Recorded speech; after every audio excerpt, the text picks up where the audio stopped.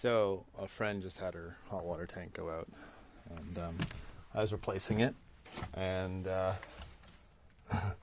I've, I'm a building inspector now, so I only do odd kind of building jobs for myself, my own properties, my friends. And I was talking to plumbers at the lumberyard, and there's like no half-inch PEX pipe rings. So like these for securing the fittings are no longer available. Really, they're basically grab bag. Whenever you see them, you got to grab everything you can get, right? And so plumbers are stockpiling, but that's half-inch PEX rings, crimp rings, not being available. That's basically we can't have water anymore. Earlier in the winter, I had a bit of a problem with a double tap left in this new house we just got, and a double tap on the circuit breakers, and you couldn't get circuit breakers, and people are selling circuit breakers now, and it's just the plastic case. There's like they'll advertise it like on this angle or something, right? And it gets the buyer, they take it out of the pack, and there's no actual guts for the circuit breaking. Like, it's just a plastic case. And the advertisers, and this is apparently a rampant scam, just says, well, it's stated as seen, as depicted in the advert photo. So what are you complaining about? And apparently the government of Canada now is having to pay Square D or Schneider, whoever owns the brand now, to start up a manufacturing plant. They have to bribe the companies to supply the units, the basic components of electricity in your house without your house burning down. And so like what's going on, these are just rampant shortages all over construction in my field.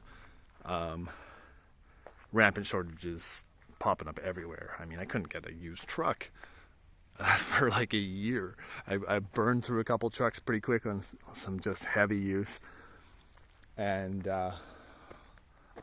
just go get another one. Nope.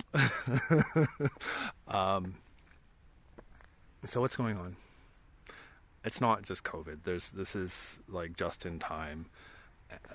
Supply chains stretched to the max, and they break at any given stressor. But I think it would happen without COVID anyways. Like, there's just too many companies all over the world chasing after the same dollars on the same products. It used to be after World War II, Canada and the US were the only ones left standing untouched. We just rocketed out of the Second World War. We really won. Everyone else was in ruins. And now you have the Chinese, the Japanese, the Indians. Eastern Europe is making millions of cars. Brazilians, right? Just chasing after fewer and fewer dollars. And so I think all the corporations are shrinking their amount of products that they make. So Johnson & Johnson has gone down from like 18,000 products to 10,000, for example, because there's just not enough consumer dollars, right? Even here in somewhere like British Columbia, one of the most advanced real estate markets on the planet, construction up the yin yang constantly. We can't get the most basic components to build places. I know contractors, developers who are just like, no thank you. I don't need to ruin my reputation not being able to get a project done. They just won't develop now. So housing's going up by 50-60%. A house is worth like $380, $450 a square foot. No problem. That's cheap building. So a 2,200 square foot house is now worth $800,000, just the construction. Not the land, not the financing, not the permits, not the architectural, just materials and labor. If you can get the materials. What are we running now? 12.5% inflation in real terms? Hold on to your seat, folks. Not any kind of economy we've seen before. I think unless we go to a democracy in the economy, we're screwed. There's no way there's going to be any kind of rational production or delivery of the goods people need to live. There's just no way. Like, this is without war, right? These are shortages, and there's nothing really happening. Like, a very mild pandemic. We got lucky, really. We got a vaccine now too. They're forcing everybody back to work.